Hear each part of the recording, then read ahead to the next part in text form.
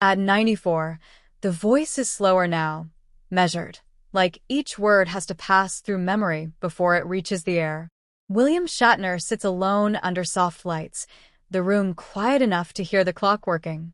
And then he says a name he hasn't said like this before. James Doohan. Not Scotty.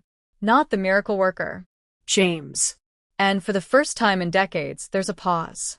The kind that carries weight. The kind that tells you something has been held back for a very long time. They met as young men pretending to be older heroes, standing on cardboard sets that were meant to feel like the future. The world saw bright uniforms and impossible optimism. What it didn't see was what James carried into that soundstage every day. A limp that never quite went away. Fingers that didn't always cooperate.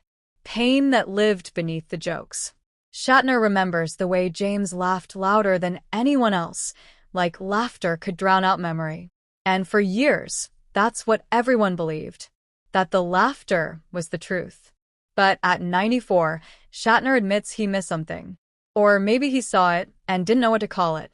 He remembers a day between takes, James sitting alone, staring at nothing, his smile gone so fast it was frightening. When Shatner asked if he was okay, James snapped back into character, cracked a joke, fixed the uniform, and went back to work. The cameras rolled. The moment disappeared. Or so it seemed. What the audience never knew was that James Doohan had already survived a war before he ever boarded the Enterprise. Normandy. D-Day. Bullets tearing through smoke and bodies, one of them taking a finger, another shattering his leg. Shatner says now that James never talked about it, not really. Not the blood. Not the fear. Not the way you come back alive, but not whole. Instead, James turned himself into Scotty, the man who could fix anything, who always had an answer, who never let the ship go down. And that's where the truth gets heavier. Shatner admits there were nights he heard rumors. Drinking. Disappearing. Missed calls. He tells the story of a wrap party where James arrived late, eyes glassy, smile forced. Everyone laughed it off. That was James. Big personality. Big appetite for life. But at 94, Shatner says he understands now that it wasn't appetite. It was escape. And no one stopped to ask what he was running from. There's a moment Shatner still replays. A fan convention years after the show ended. Long lines. Bright lights. James signing autographs, hand aching, patience thinning.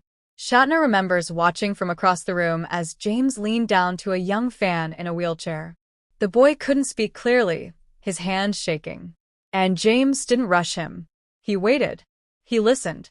He smiled like nothing else mattered. Later, Shatner asked him why he took so long. James shrugged and said, "Someone once waited for me." At the time, it sounded poetic. Now, it sounds like confession. The truth Shatner finally tells isn't about scandal. It's about silence. About how strength can look exactly like joy.